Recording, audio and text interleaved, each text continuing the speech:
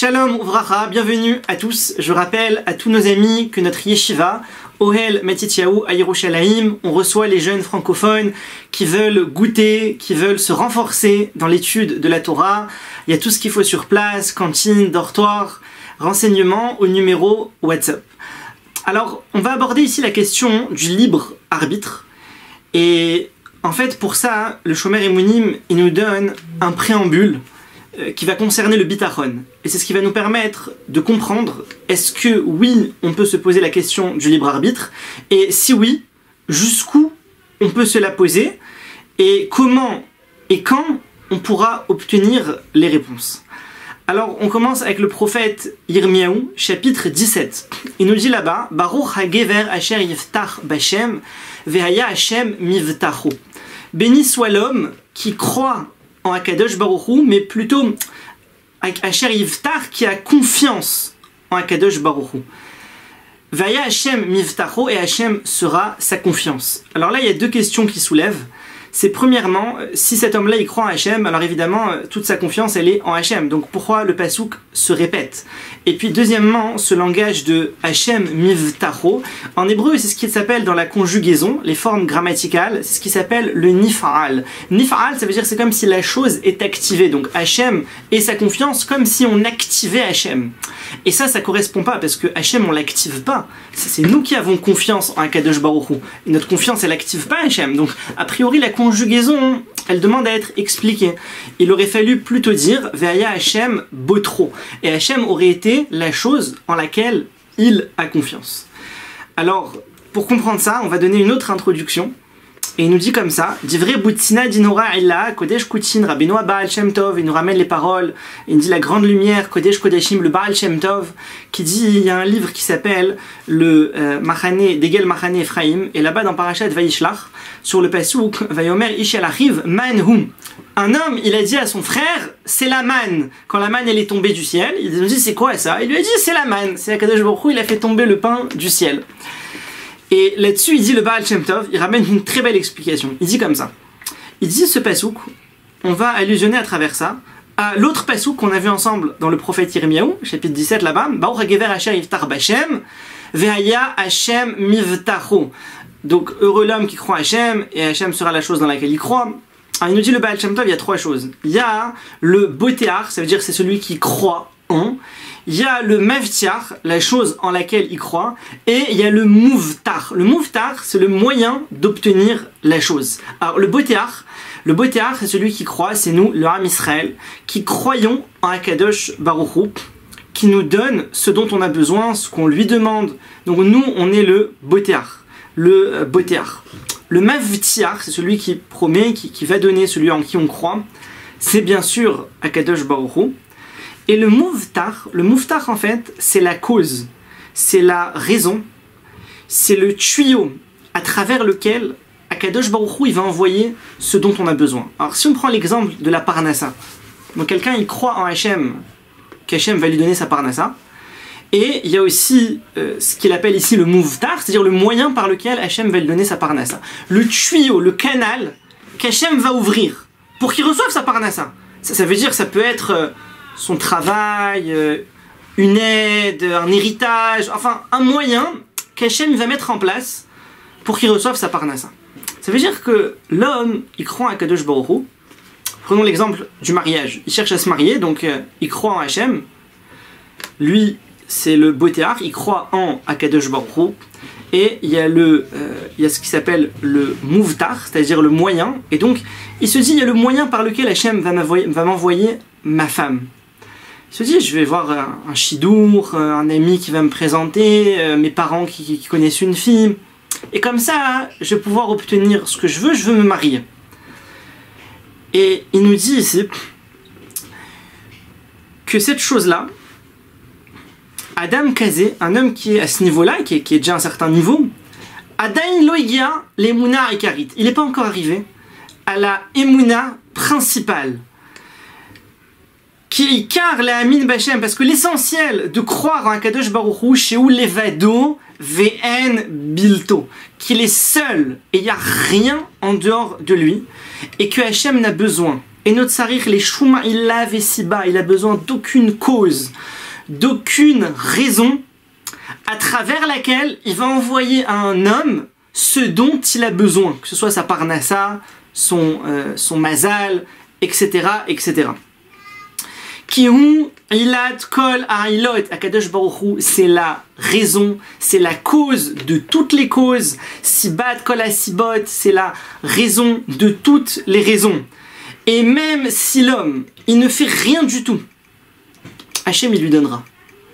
Alors, il faut faire attention, il y a une nuance. Ça, c'est ce que l'on doit croire dans notre tête. Ça veut dire quelqu'un, il doit ordonner sa tête, il faut ordonner notre esprit, mettre de l'ordre, et comprendre que, voilà, on a travaillé, à la fin du mois, il y a un salaire, mais il faut comprendre que ce salaire, il vient pas de notre travail, il vient pas du patron, il vient pas de l'entreprise, il vient pas de la banque, il vient que et uniquement d'Akadosh Baruch Hu.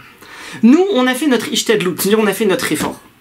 Quelqu'un, il a fait son effort, il a été voir des personnes, il a dit je cherche à me marier, il a fait des rencontres, il s'est marié. Donc il faut savoir que cette femme avec qui il se marie, c'est pas parce qu'il a fait des rencontres, parce qu'on lui a présenté, non, c'est rien du tout. C'est uniquement Akadosh Baruch Hu. Ça, c'est ce qu'il faut avoir en tête. Par contre, au niveau de l'acte, il y a le ma'aseh, il y a la ishtadlut. C'est-à-dire, on fait notre effort, on fait notre ishtadlut, et bien sûr, chacun va faire sa ishtadlut en fonction de sa emuna en Akadosh Baruch Hu, il fera plus ou moins d'ishtadlut. Vous savez, lorsque la manne, elle tombait, alors la manne, elle tombait, le Midrash, il dit que lorsque c'était un tzaddik, la manne, elle tombait devant sa porte. Il ouvre sa porte, aïe, voilà la manne, merci Hachem. Le Benoni, l'homme moyen, la manne, elle tombait un peu plus loin, 1 kilomètre. Donc il sort, il ouvre sa porte, il avance, il cherche, au bout d'1 kilomètre, ah bah, oh Hachem, j'ai trouvé la manne, pas besoin d'aller plus loin. Et le rachat, sa manne, elle tombait encore plus loin, 6 kilomètres. Donc il sort de chez lui, il marche, 6 kilomètres, il finit par trouver sa manne. Et il revient. Alors, il y a une question énorme qui se pose. Une question énorme. C'est que sur la manne, il n'y avait pas de nom. Il n'y avait aucun nom sur la manne. Donc le rachat, il sort de chez lui. Il voit à côté de la manne, il y a la manne du tzaddik, il y a la manne du Benoni. Pourquoi est-ce que le rachat, il va marcher 6 km ou 7 km pour aller trouver sa manne? Pourquoi il ne prend pas la manne qu'il trouve avant? Tout le chemin, il est parsemé de manne. Pourquoi il ne prend pas? Il y a une réponse incroyable. C'est que le tzaddik, il a confiance en Hachem. Et il se contente de ce qu'Hachem il lui envoie. Et donc dans sa ishtadlut, dans l'effort qu'il va faire, ce que Hachem il a envoyé, merci Hachem. Donc il ouvre sa porte, il trouve la manne, il dit merci Hachem, merci Akadosh Baruch Hu, tu m'as envoyé ce qu'il me faut. Il prend la manne. Le Benoni, il réfléchit un peu plus.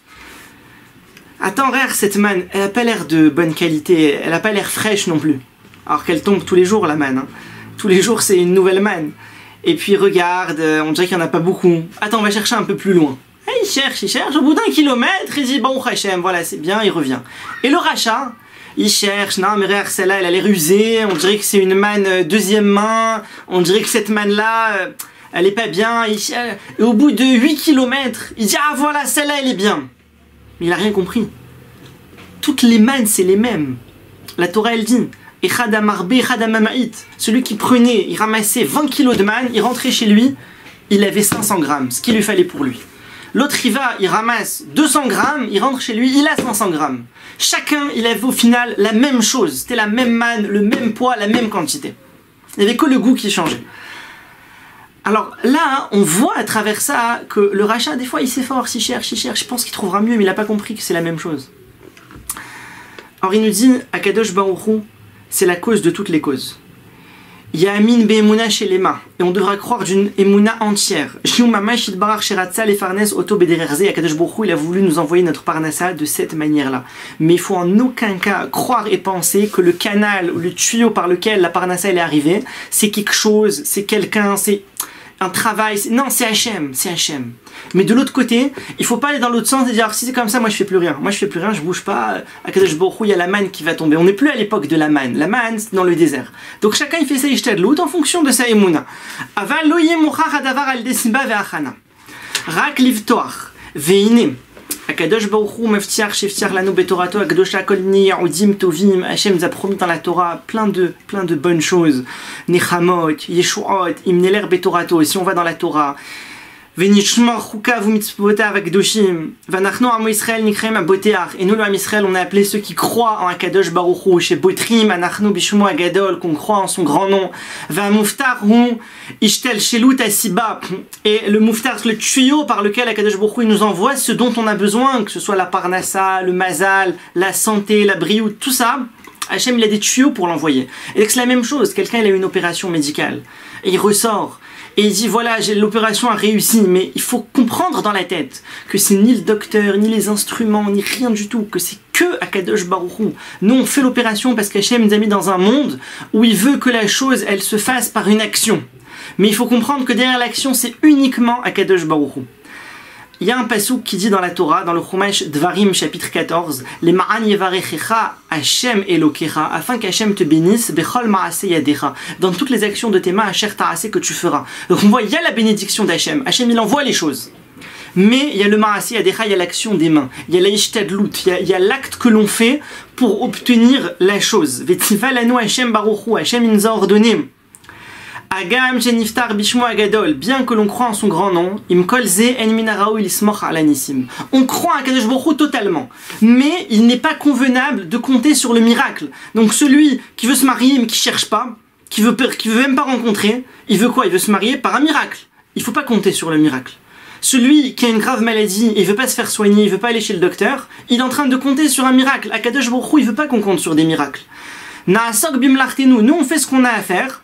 Et lui, par sa bonté, il enverra la bracha et le shefa dans l'acte. Alors, il nous dit, Veine, Galoui Veyadoa Lechol Hamaskil. Là, on aborde le point important. Il est su de tout le monde que si ce n'est Adam Arishon qui avait fauté, on sera encore tous au Gan Eden. Il n'y aurait pas besoin de travailler, il n'y aurait pas besoin de faire quoi que ce soit. On est au Gan Eden, il y a tout ce qu'il faut. Il n'y a rien besoin, aucun effort, on reçoit tout directement. Seulement, Adam Arishon, il a fauté. Et donc on est descendu dans ce monde. Et la terre, elle a été maudite de 39 malédictions. Et pour réparer ces 39 malédictions, il y a les 39 travaux de la terre. Quelqu'un, il doit semer, il doit labourer, il doit moissonner, il doit cueillir. Après, c'est pas fini, il faut éplucher, il faut cuire, il faut pétrir, il faut enfourner. Et tous ces travaux-là, Hachem les a mis en place, c'est un birour, c'est en fait une réparation sur la malédiction qu'Adam Arishon il a reçue, jusqu'à ce qu'on obtienne l'aliment prêt, alors qu'au Gan Eden, les fruits poussaient directement sur l'arbre, il n'y a rien besoin de faire, il prend, il cueille le fruit et il le mange. Et lorsque le Ham Israël ils sont arrivés au Har Sinaï, alors toute la saleté de la faute d'Adam Arishon, elle est partie, tout est parti. Et à ce moment-là, Akadosh Baruch Hu, comme c'est écrit dans le Tehillim, psaume 82, Ani amarti Elokim atem. Hachem il leur dit, je vous ai dit, vous êtes comme des dieux presque. Vous êtes presque revenus avant la faute. Ou venez à Elion Kulechem. Vous êtes tous les enfants du suprême, de Akadosh Baruch Hu. Et le Ham Israël à ce moment-là, ils étaient comme des malachés à charrette, ils étaient comme les anges de service. Ils étaient à un niveau énorme. Seulement malheureusement après il y a eu bien sûr la faute du veau d'or et donc on est entièrement redescendu. Alors a priori c'est difficile parce que Akadosh Baruch Hu, pourquoi est-ce qu'il a besoin que toute l'humanité, et en particulier le Ham Israël, ait besoin de s'occuper d'un travail physique? Ça fatigue le corps, ça épuise, ça prend la tête, et ça entraîne des avérotes, parce qu'à partir du moment où il y a la notion de travail, donc il y a la notion de ça m'appartient, il y a la notion de vol, il y a la notion de mensonge, il y a la notion d'arnaque, il y a toutes sortes de avérotes qui apparaissent à partir du moment où il y a la notion de travail. Tandis que s'il n'y avait pas ça, si tout le monde, voilà, on arrive dans ce monde, s'il n'y a pas besoin de travailler, on a automatiquement les habits, il n'y a pas besoin, la nourriture elle pousse, on se sert. Donc j'ai pas besoin d'aller voler pour essayer d'obtenir de l'argent, d'aller mentir pour obtenir de l'argent. Tout ça, il n'y a pas besoin. Et Hachem, il a oui voulu mettre en place tout ce système-là, y compris le Ham Israël, qu'on ait besoin de tout ça, en sachant que ça entraîne automatiquement, ça risque d'entraîner des avérotes. Rak Teda. Chez Zaolam, sache que ce monde-ci, Akadosh Baruch Hu kach ala birtsono yitbarach, comme ça c'est monté dans sa pensée. Elu chafet, si Akadosh Baruch Hu il aurait voulu, il aurait pu, de par sa grande force, empêcher Adam Arishon de fauter. Et il aurait pu aussi empêcher l'âme Israël de fauter avec le veau d'or. Donc il n'y aurait pas eu la faute d'Adam Arishon. Même si on serait remonté au moment du Matan Torah. Mais Akadosh Baruch Hu, il a voulu que ce soit différemment. Et là il nous dit Zemi Sodot Elokeinu Baruch Hu. Ça fait partie des secrets de notre Dieu. Baruch Shemo. Asher Ilou Kol Hayamim, que même si toutes les mers seraient de l'encre, ça ne suffirait pas pour écrire et expliquer ces raisons. Et par contre, les Hatid Lavo, après le Mashiach, alors Yidgale Nanu Sod Hayedia Vabechira, le secret de la connaissance et du libre arbitre, il nous sera révélé. Asher Lo Shezafato Ain Kol Roe Ad Ena, où l'œil d'aucune créature n'a pu aborder ce secret-là du libre arbitre jusqu'à présent, le comprendre en profondeur. Et rien qu'à croire que les Hatid Lavo, alors Akadosh Baruch Hu Adayamazé Shuv Libera Milar. Il dit en attendant, ton cœur, dis-lui de se reposer, dis-lui d'arrêter de réfléchir à libre arbitre, mais alors est-ce que oui, mais est-ce que non, mais c'est Hachem qui a décidé, alors moi, ou est-ce que j'ai pas décidé? Uvema Sheur Sheta Itbonen. Ce qu'on t'a permis, observe, essaye de comprendre.